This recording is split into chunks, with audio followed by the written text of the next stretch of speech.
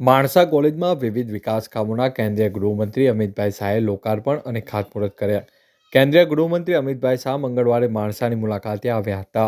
સૌપ્રથમ તેઓએ માણસા કોલેજમાં સ્પોર્ટ સંકુલનું લોકાર્પણ કર્યું હતું. ત્યારબાદ સ્ટેજ પરથી કેન્દ્રીય ગૃહમંત્રીએ કુલ 26,737 લાખના વિકાસ કામોના લોકાર્પણ અને ખાતમુહૂર્ત કર્યા હતા.